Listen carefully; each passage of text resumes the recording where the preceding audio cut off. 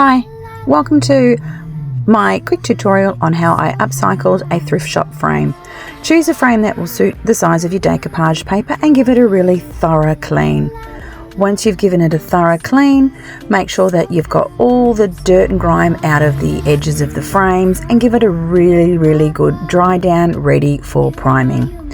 I started priming mine with a base coat, but unfortunately it was too shiny and I needed to take the base coat off by giving it a thorough scuff sand to allow a second coat of primer to stick better. The primer I was using is the Artisan Mineral Paint Quick Prep in grey, and unfortunately this just didn't bond strong enough, so after I had painted it on, I then had to take it all off and go over it with a shellac base primer, and then I had no trouble whatsoever with my Quick Prep grey primer sticking to the base of the frame.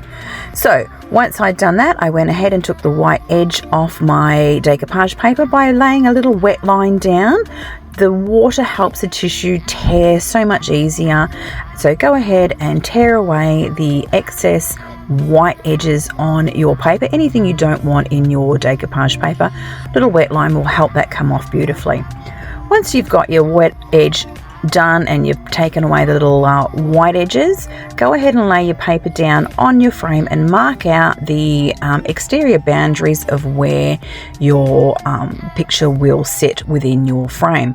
I did this because the white sections of your decoupage paper will look so much better if you have white paint underneath, and remember to put a really good primer underneath if your frame is super shiny like mine was.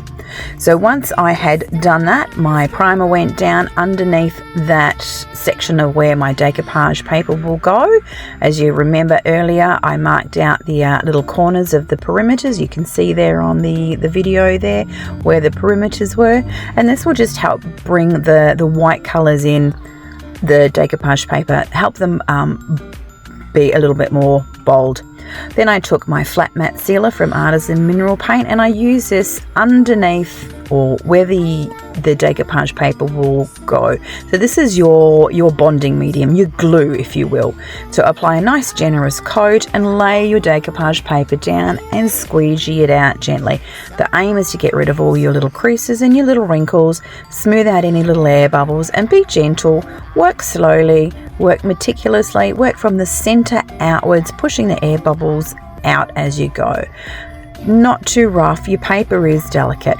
Then keep on working down the paper, applying a generous coat of whatever medium you've chosen as your adhesive. Pull your paper back down and again squeegee from the center out, gently pushing any air bubbles and wrinkles out as you go. The adhesive can be any sort of sealer, Mod Podge, any sort of varnish or top coat or anything like that. Anything will work. Once you've got your paper down, you're going to go back over the top with the same sealer and use that again to push out any last little air bubbles that you may have missed, but it also acts as a bonding agent to just really firm that paper down. Then you're going to take your stencils of your choice. Any stencils will do.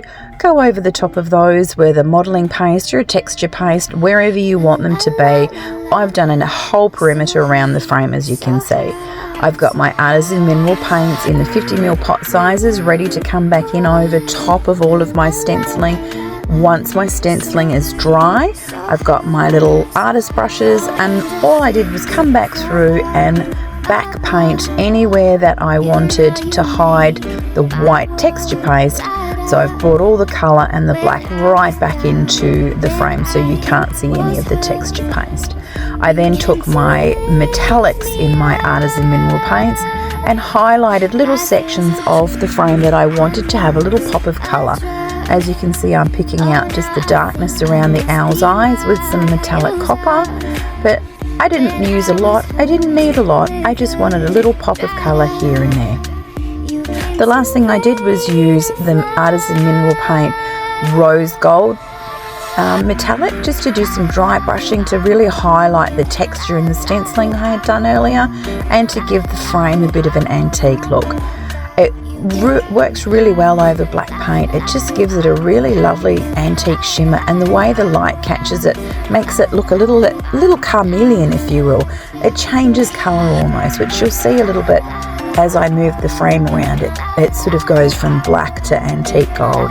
There's a really good close-up of the light hitting it as antique gold, but from a distance in the background you can see the black underneath really makes that rose gold pop.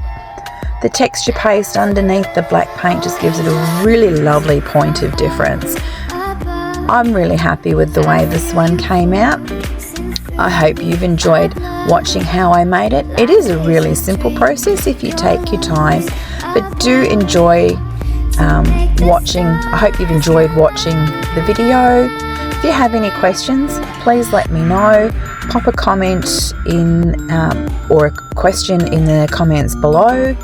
And if you're interested in purchasing any of the artisan mineral paints, I am based in Doonside in Sydney.